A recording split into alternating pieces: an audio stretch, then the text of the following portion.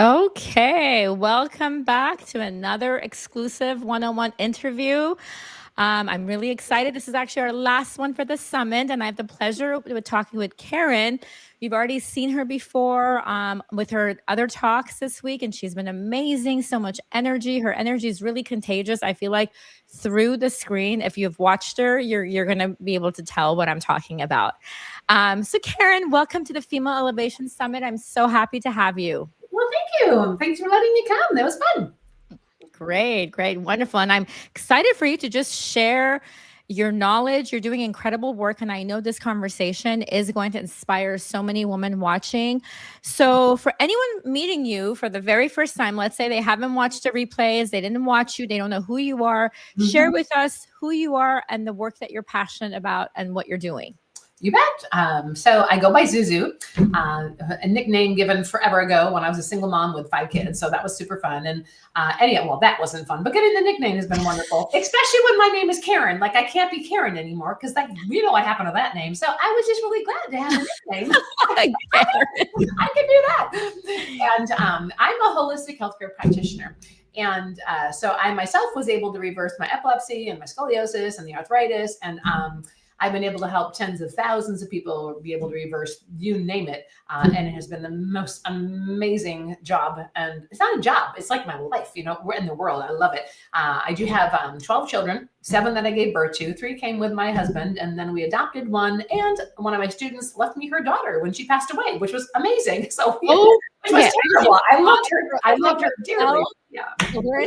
What's the age range from? The age range, she's 89. So 37 down or 36 down to my baby just turned 22. So wow. Yeah, okay. It's been a lot of fun. So I have 3 and I go from 14 to 20 and I am surviving.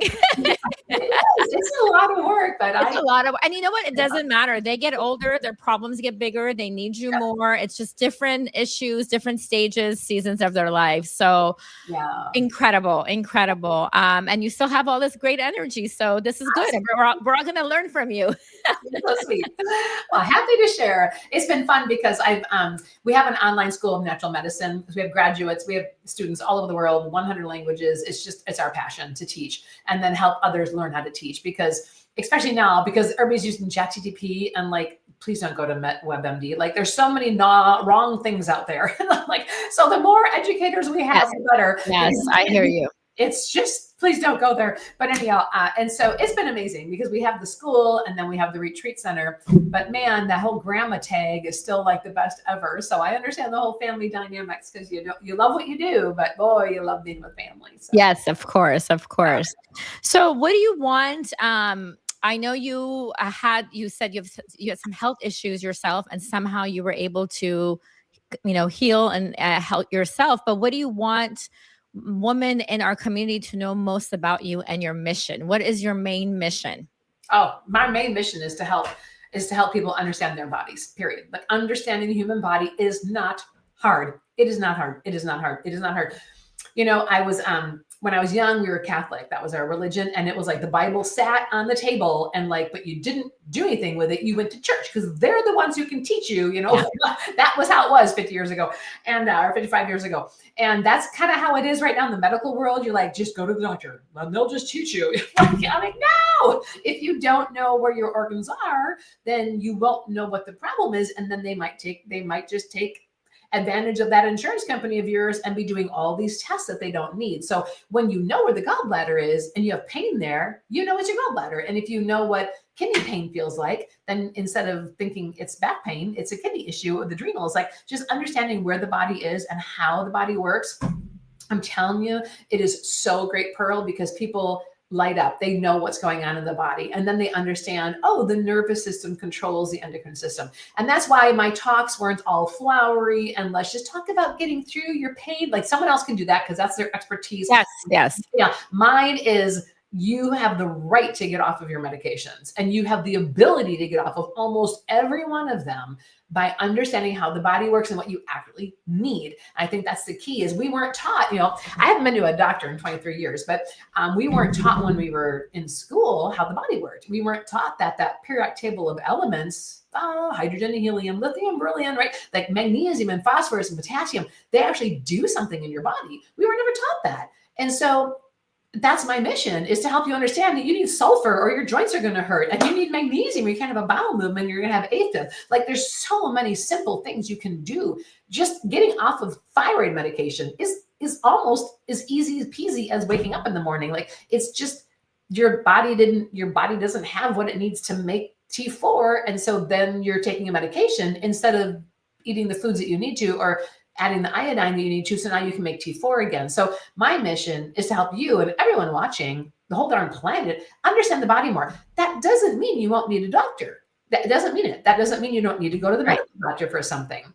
But you will be far less entrenched in that mind thought and that mind thinking when we go, oh, I'm probably potassium deficient. Oh, I'm probably iodine deficient. Oh, my calcium's not absorbing because my thyroid's not functioning. So it's just little tidbits that if you can pick them up from the podcast that we do, and or come to the school, because then you can teach anybody. But that's our mission, just to help empower people with an understanding of how their body works, because then they have the right and they can make choices, and they don't feel like they've been just scared into something. Because the minute you go into fear, you're not using your brain anymore, because your blood, literally, when you're in sympathetic state, which is what that is, when you go into fear or you're frightened, the blood stops going to the brain. Hello. That's why what was the show?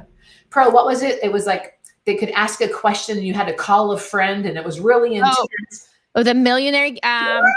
Yes. Yeah. How to be a millionaire, or how to be a millionaire, or something like that. But people could not answer the simplest questions. And you and I were like, hey, we know that. Your brain just freezes. Yeah. Because they're under so much stress, and all the blood is going to their muscles and their arms, and they're starting to sweat because they're like, I have to run. I can't remember what 14 minus 7 is. Yes. Yeah, no, I agree. It's so true. It's, so I think, and I shouldn't call you Karen. So Zuzu, is that what you go by? I'm like, I don't go by anything. I'm good. Okay. So I think you talked about key points. Education. I mean, I'm a teacher myself, and I feel like I was little kids, school teacher, but I feel like that educator, thing is in me all the time. And I want to just teach. And when you are learning and also being aware of your body, then you have control. That awareness gives you a sense of control, and you're like, okay, I got this. I'm going to just educate myself, figure out what's going on with my body. And that's something that's really, really, you hit on those really beautifully, that we need to take control of our symptoms. Now, are you educating people with supplements, or are you telling, because there's all these, it's like, one is like the supplement world is going crazy, right? I know. And I feel like we don't know, like you go on Instagram and it's like, you need to take this, you need to take, and there's so much. I'm like, oh gosh, if I listened to everything, I'd be taking like 25 pills a day. And too much of that can affect your kidneys. There's all these other side effects that people don't know. They just see it on TV, they see it on social media, and they just go buy it, and no one's getting really educated. Now, there's the other factor of just taking everything, eating all of what you need naturally, like with food, and like the real way versus, right? So that's what you're talking about, like pushing and educating. Is that what I'm hearing you say? Yes. Yep, we are educators of how the human body works. We always look at the minerals, the vitamins, the amino acids, where there's deficiencies, what is needed to build a neurotransmitter or a hormone. You have to start with the building blocks. And if we're not eating them, then they're not in our body. So a supplement might be needed for 3 or 4 months while you supplement your diet, while you're making that change. Then there might be something that's, comes in. But our education is how the body, we don't even sell our school. We don't sell a single supplement. Like, there's nothing. We don't promote a special line. Okay, this is so refreshing. I love it. I just feel like there's so much out there, and it's like just selling. And this is educating, teaching. Yes. Yes. Okay, I have to get on that on your podcast and listen, because all the different stages that we're going through, and with me it's like perimenopause and all this different stuff that you hear. So I need to work on that more to educate myself. So this is great. I love how you're. And where are you located in? Well, we're out of Georgia, and I just did That's a where whole. you do your retreats in Georgia. Yep, all the retreats are in Georgia, and it's in middle Georgia. It's about 2 hours south of the Atlanta airport, and so that's where they. And we actually today's the last day of one of our detox retreats. So I just made up all their detox stuff they're going to drink tonight and clean out their gallbladder tomorrow, and then they don't have to have it removed. So it's just wonderful. And they have a lot of fun. Everybody loses weight. They all love the food because you can't. Oh my gosh, I love this. This is my whole thing. I love it. Just feeling clean and just refreshed to start, like pushing that restart button on your body. You feel so much better every time. I mean, I do the more simple detox when I feel like I have to. It's like the juice or whatnot. But even though initially it's hard and I might have a headache the first day, but after that I feel so good. Yeah, it's neat. We do part of what we do when people come, we do like the thermal imaging, we do the ultrasound of all the major organs, we do live blood cell analysis, we do urine analysis, and we do all the blood work, blah, blah. But it's wonderful because the live blood cell analysis, we do day one and we do the day that they leave. And the difference, oh my gosh, it's incredible.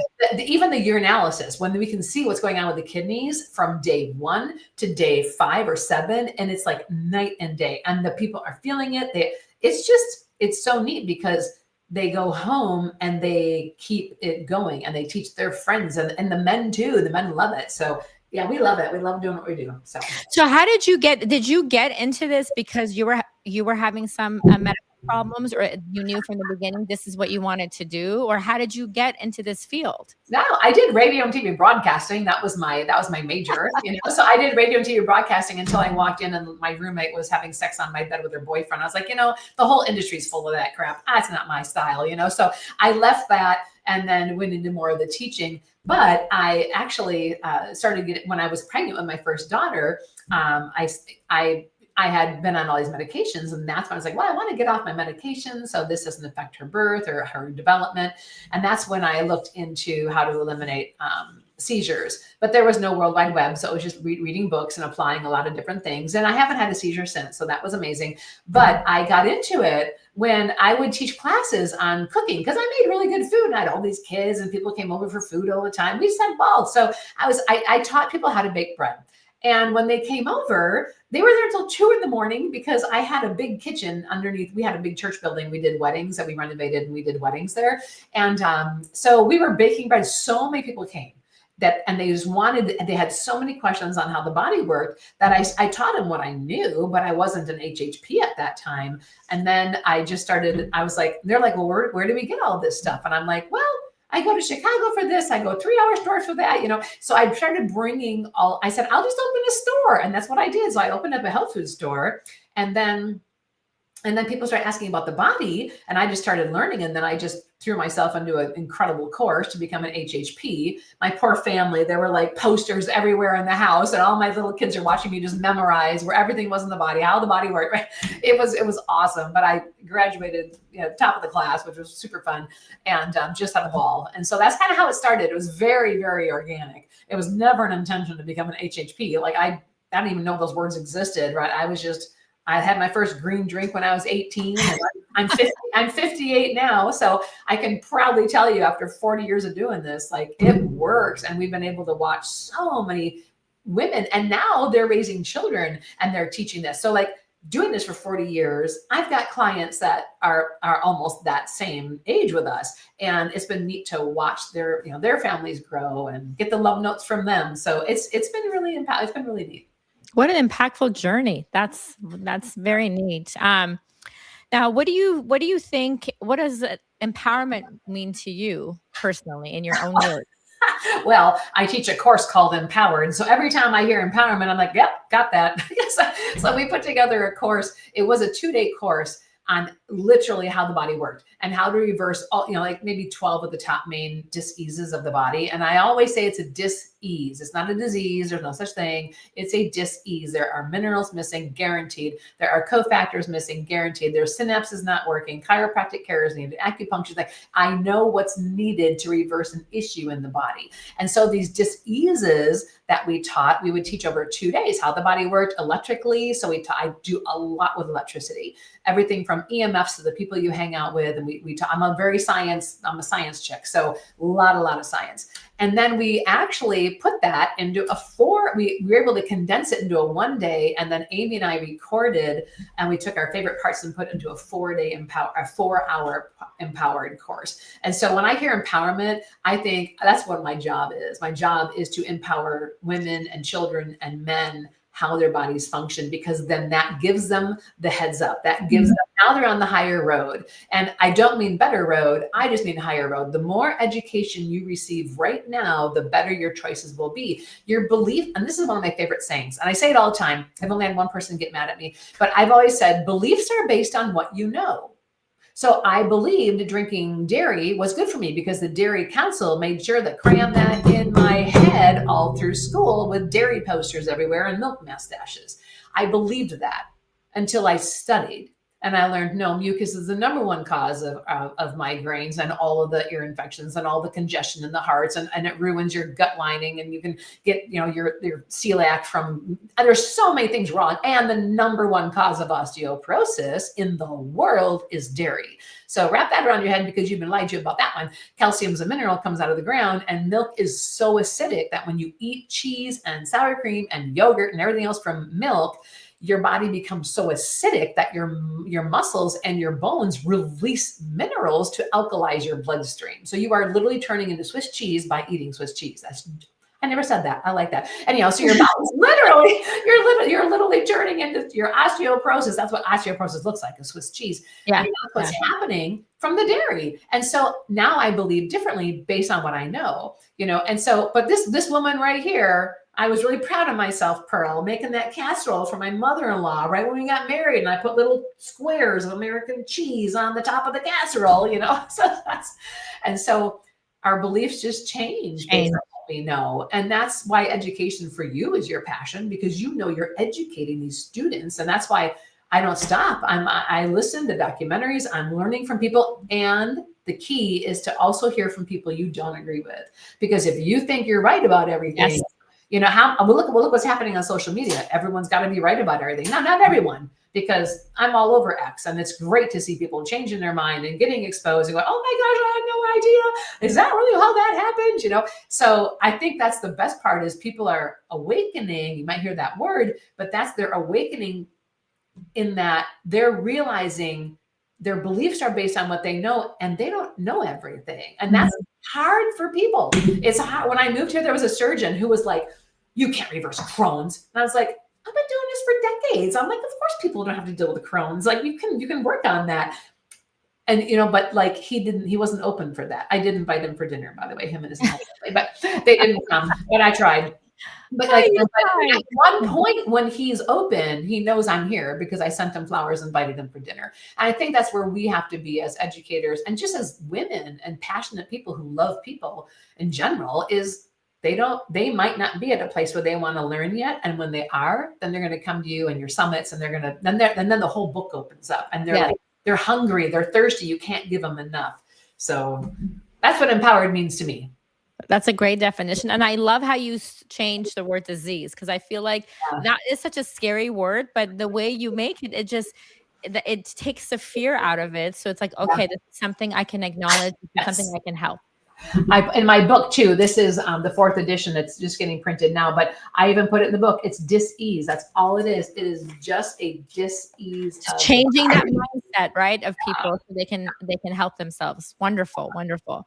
Now, how do you define success in the season of your life? I mean, I'm sure there's a lot of success happening, but for you personally, what does that mean? When I get emails from people that have followed me for 20 years or 15 years, and they're like, you have no idea. So that, how much our life has changed. I get them all the time. I just had another medical student graduate our programs, and it was actually a medical doctor. And she was like, Karen, everything I learned, I'm teaching to my people right now. Like, this is incredible. I'm so grateful for that. And you've been able to help my daughter. And then all of our students, they're amazing. And they all love us. We all love them. Like, we just have such a great relation. So for me, success is knowing that I was able to learn myself and grow enough, and then be able to articulately help other people learn what I've learned, and then continue to learn and continue to help them. So for me, success is definitely not financial. Because when my youngest daughter, she was 12, and she became bedridden for 4.5 years. And there was nobody in our country, nobody outside the country, no one could figure out what was wrong with her. We spent hundreds of thousands. I sold my beautiful $750,000 ranch, the horses. I sold everything. Oh my gosh. We lost everything. I couldn't work. I hardly ever worked at that point because I was taking care of her. She wouldn't eat. She couldn't even eat for a week at a time because she had dysautonomia. And that's what we found out it was. And when I heard the word dysautonomia, I just started researching, and that's a death sentence. Like, you just die from it. Back then, right? This was in 2021 or so. And you just didn't live. You just waited until you died, because the dysautonomia affects the autonomic nervous system. So you stop swallowing, you stop breathing, your stomach doesn't. Wow. Yeah. And so her whole body, parts of it would just shut down. We would be talking and she'd stop swallowing, and she couldn't swallow, or she couldn't breathe. I mean, it was just awful, right? But we were able to reverse that. So success with money, money does not equal success. You can see plenty of people who have a ton of money and they're not successful. Yes. So for me, the success has nothing to do with money. We've been able to build up our life again. But it's been knowing that my life, I'm leaving something. Like, I'm leaving A legacy. all the children. Yeah, my children are amazing, and we're finishing our documentary, and I can't wait. It's going to be so exciting. I can't wait to give it to all of you. You're going to love it, love it, love it. And so, like, leaving something, I think that equals leaving something of value for someone else. That's success. I completely agree with you. I love that. I love it.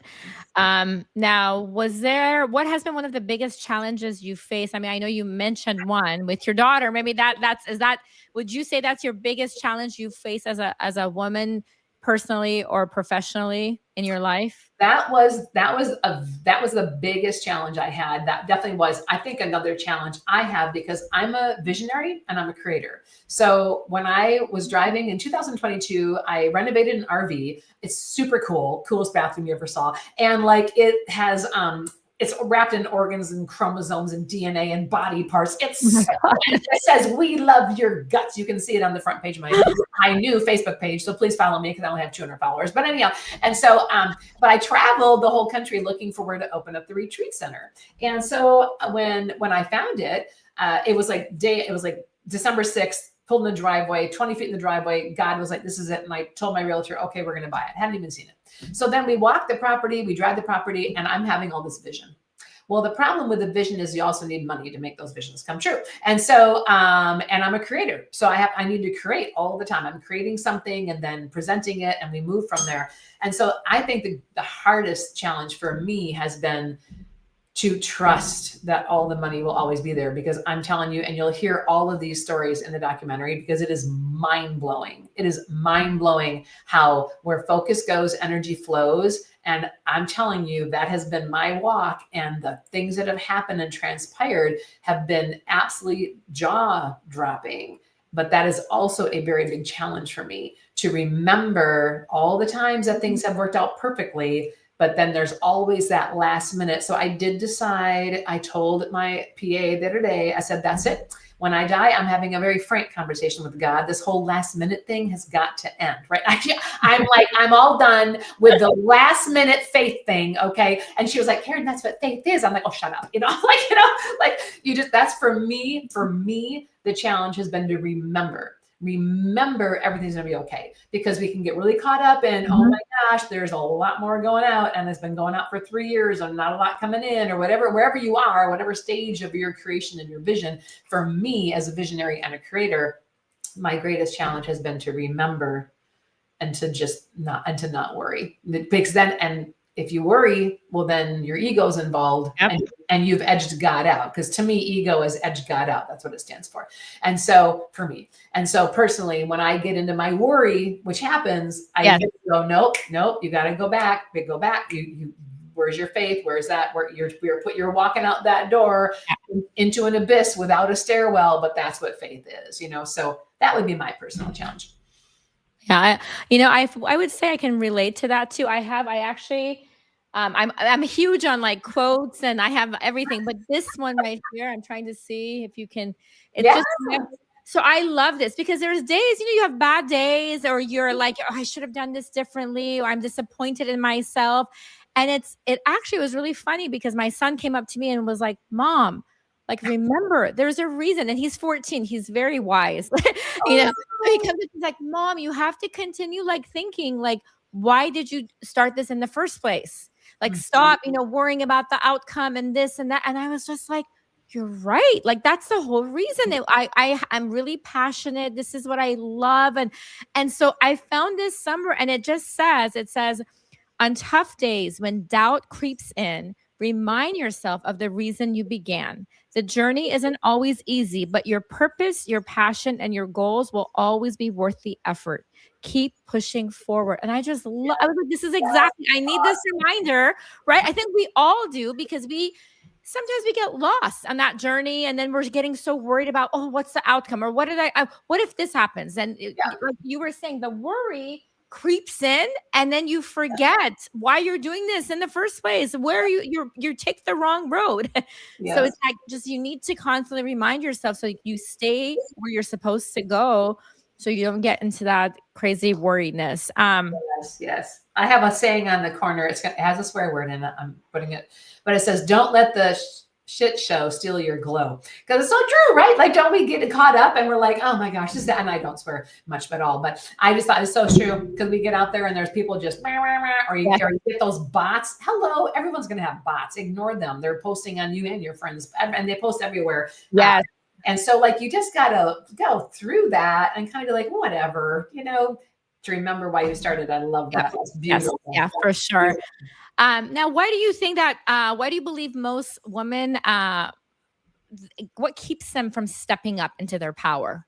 Oh, they compare themselves to others. That's the easiest thing ever. Comparison, yes. Oh, they're looking at everybody else. That as women, we do that a lot. It's a problem. I went to the mall yesterday, and I don't go to the mall anymore. I can't stand shopping. So just send me something size small, but I just hate it. Like, I can't stand shopping. So my husband and I, because we're doing the big documentary and I'm interviewing for 5 hours tomorrow. And so I needed to wear something. And I'm telling you, and I wanted them. I'm like, oh, everybody's so fancy here. I'm like, oh my gosh, get over yourself, Karen. Like, we just compare ourselves. And then, and my husband's hysterical. He's like, sweetie, you know what? Men don't care about eyelashes. They don't care about makeup. They don't care about nothing. You do all of that for other women. None of us care. We don't. And some women are too skinny, and they're not even nice to look at because they don't even look good. He's like, you don't understand. He's a very, very handsome, well-respected individual, OSI in the military, like, whoop, and he's just like, honey, ain't how it works. People don't care. So I just think sometimes we get caught up thinking.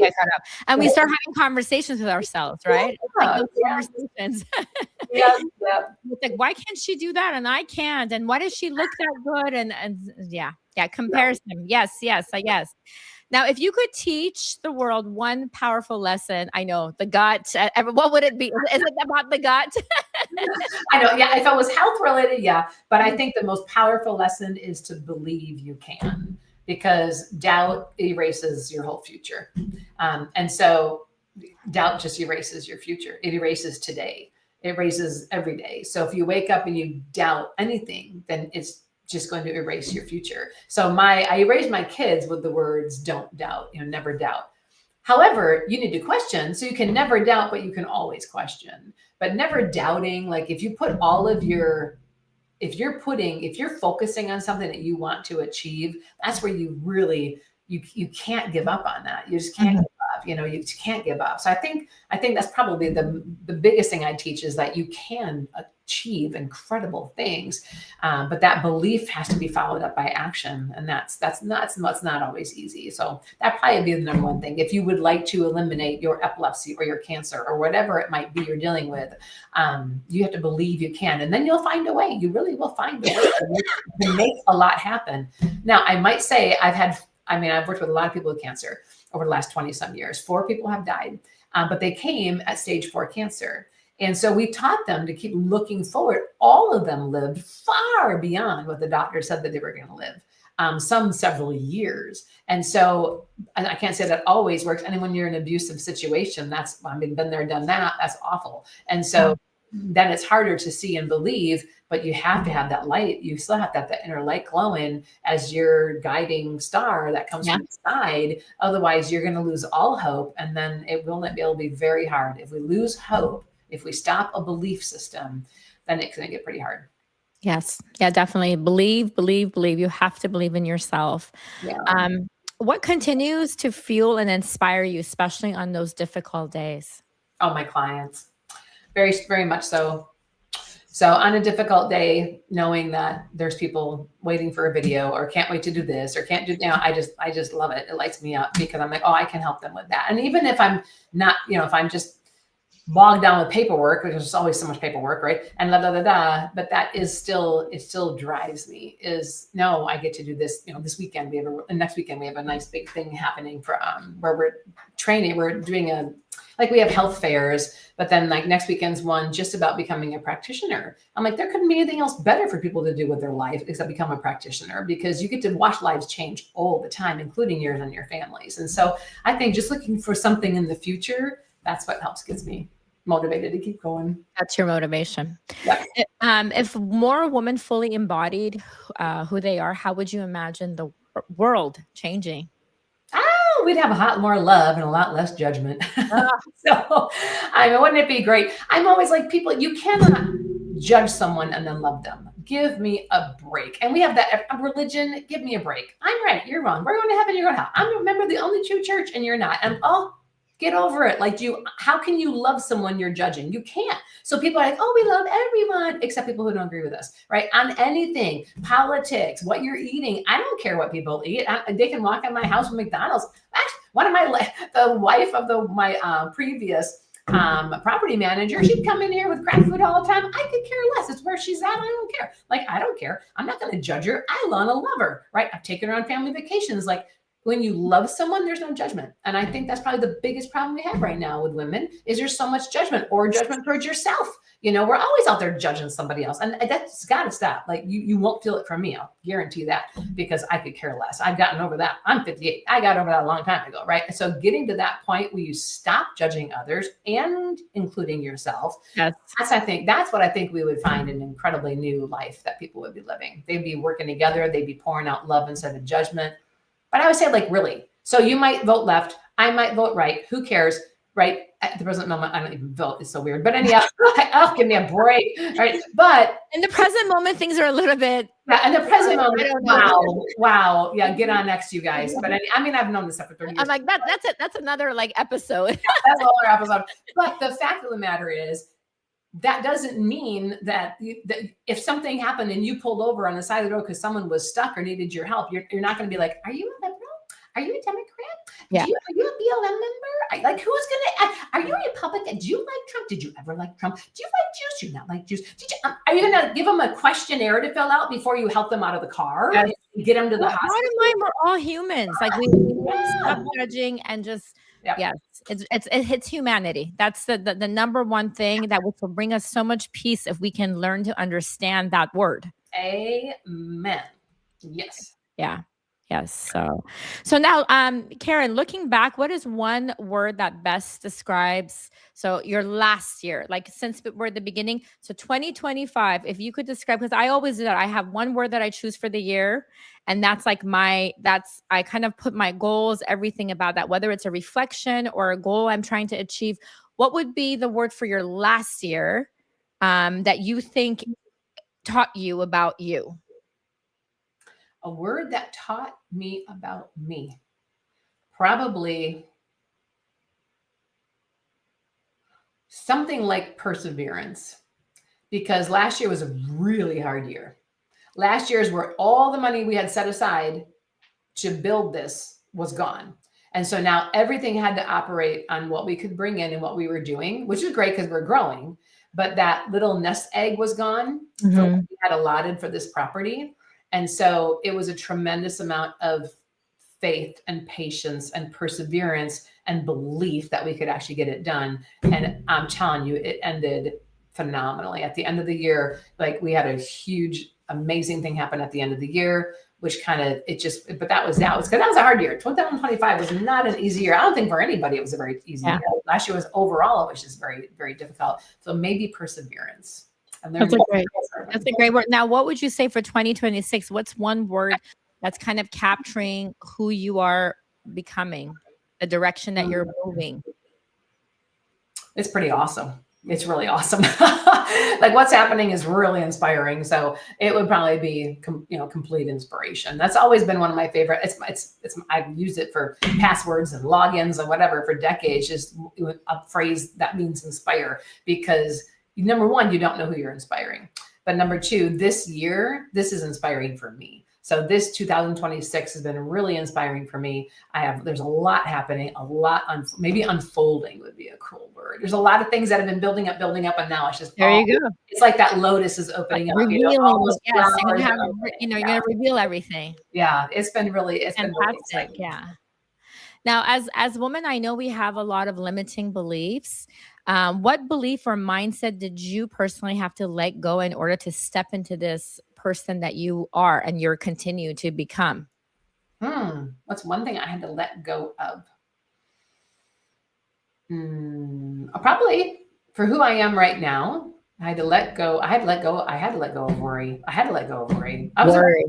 I had to let, if you're still in worry, you can't create. So I had to let go of worry, and I had to let go of worry when the twins were born, because that was my second birth was the twins. And I thought, oh, good Lord, what am I going to do? And I had pots and pans all dirty. The shower hadn't been cleaned in like 2 weeks. And I'm like a fanatic about cleaning. And like, I just had to let go. And from that time on, as the children started coming, I had to just let go. And it wasn't a good marriage. So I ended up being a single mom with the 5 children, pretty devastating there. And years early before that, I had to start a business, so there'd be money to pay bills.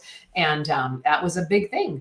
So worry for me was something I have truly had to let go and encompass that belief and that faith in a future, even though you didn't know what was going to happen next. Yeah, because worry keeps you stuck, and then it leads you to anxiety, and then you definitely are not in the flow. And letting go, I mean, I think Mel Robbins has it, that let go, let them theory. That's I love it. Got the book sitting over there. You know what? Actually, that was my next question. What is the one book that has influenced your life that you want to share with our community? A book that would have influenced my life. Biggest book my gosh, I've read so many books. That's going to be a hard one. My favorite health book, besides the one I've written, which would inspire all of you, by the way, so you're all going to love it. It's called Live, is probably Breath by James Nestor. That's a great book. So if anybody's looking for a great health book, that would be that. Otherwise, influencing my life, probably The 4 Agreements. Oh, that's my favorite book. It's so simple. I give it away. I do too. I even got the little ones, and I gave it to my kids. And I mean, it's the perfect gift. There's the flashcards. That's my book. The other one that you would love is called The Prophet, and it's not religious. It's not religious. It is amazing. It is. You won't put it down. You will love it. The short stories that come from that are transformational. So those would be the two. They're definitely tied. So nothing big and huge, but I've read enough books. I love the placebo effect and all those, blah, blah, blah. But I really loved, let it go, don't take it personally kind of thing. Because who doesn't snap into worry at some point? Of course. Just to keep those, and the 4 Agreements are on my fridge and they're on my desk. It's everywhere in my mind. I have a sign, me with my signs. I have it on my desk as well. That's so funny. You know what? It's so easy and simple. So it's something you can just remember all the time. And then you can share that with anyone that's going through, a situation. So yeah. Now, if you could give your younger self one piece of advice, what would it be? Probably believe it. because I had all sorts of questions. I was young. I had a lot of questions. I had a lot of things. And so my for advice, yeah, just do it. Just don't let other people tell you no. That probably be it. Don't let other people don't believe them if they tell you no. When I was a single mom and I got this property. So this is crazy. I moved out with $40 to my name. The whole story is absolutely Cinderella, right? Well, not really Cinderella, but it was pretty something. Anyhow, and a friend of mine played Monopoly with houses. And he said, I got this house. You can just live in there until you know what you're going to do. So I moved into this old Catholic rectory that had been vacant for a decade, and it was just luck, and the old Catholic school building and the only Catholic church. By the way, I renovated all of those. It was absolutely amazing. But I had this guy walk through, this gentleman, and he knew me pretty well. And he and his wife had come for a tour of the property. I was like, Karen, you're never going to be able to do this. Like, you're a single mom. You have bitten off way too much. There's mold. There's asbestos. He goes, you won't be able to do it. And I was like, just get the hell off my property. I don't need nobody like you here. I didn't say that to him, but my mind immediately went to, don't tell me I can't do something. Yes. Don't tell me. Challenge. Don't tell me because you don't know me, kind of thing. And I think that was it, is just believe you can. Just do it. Don't, Yeah, changing your mindset. Now, do you have a free gift or resource or a special offer you would like to share with our community today?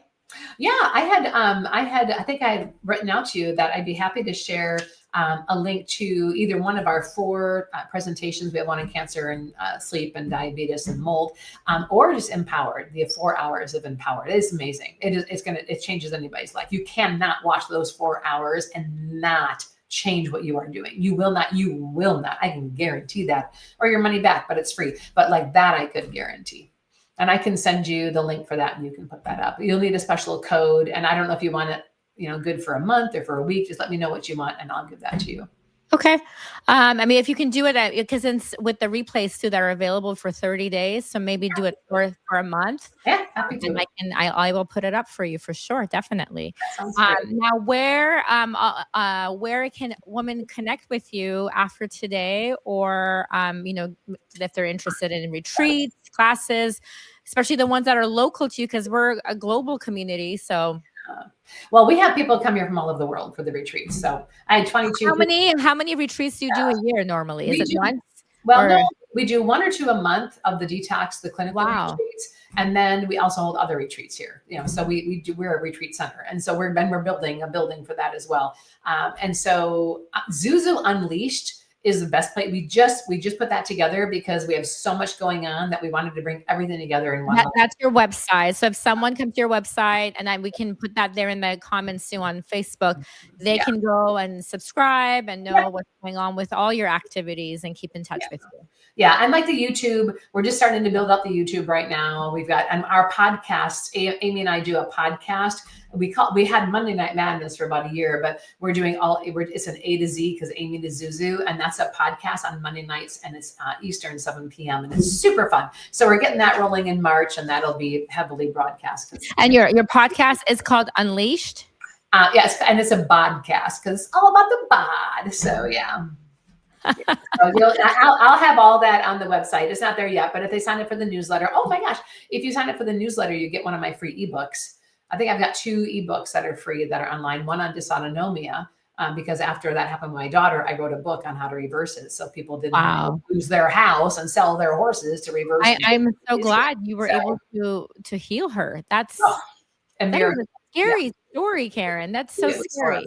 Oh my gosh. One day, because she didn't eat for about 1 or 2 weeks, she couldn't eat anything because her stomach just stopped working. And the only way to get nutrients in her body was in our jacuzzi. And I would fill it with minerals and herbs and salts. And then she would soak in that and the minerals would absorb into her skin. And one day she stood up, God, Pearl, you could see every single bone in her body. And I was like, how am I going to live through this? Like, how is she going to live through this? So it has been, now she's married. She's a florist. She's amazing. Her name is Lily, and she's amazing. So that's a great story. You basically saved her. So oh gosh, yeah. Good for you. Yeah. Now, Karen, before we wrap up, is there anything else one last thing that you would like to share, either a message or anything you would like to leave the audience with? Yeah, we're only here for so long. We're only here. We don't even know when we're going home, right? We don't know how long we're going to be here. So, you know what? I would love to leave you with is the power of thought and intention, because I do this at most of my retreats. I'll have someone come up to the front and I talk about physics and quantum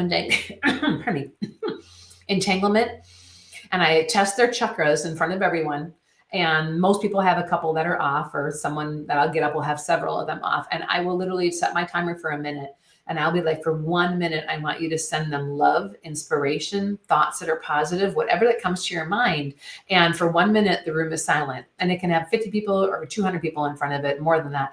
And that person will stand still, and everyone just sends them love. And that person always breaks down and weeps, because it is so overwhelming to have that much love come right to you. And then I go back and I just silently go up and I test their chakras, and they're solid as a rock, and they just break down. And I'm like, do you think for a minute your judgment towards that person when you're walking through the mall, or your bad thoughts for that person when you're thinking of them, isn't reaching them? You're wrong. Because every time you're thinking negative thoughts about someone, they are picking it up.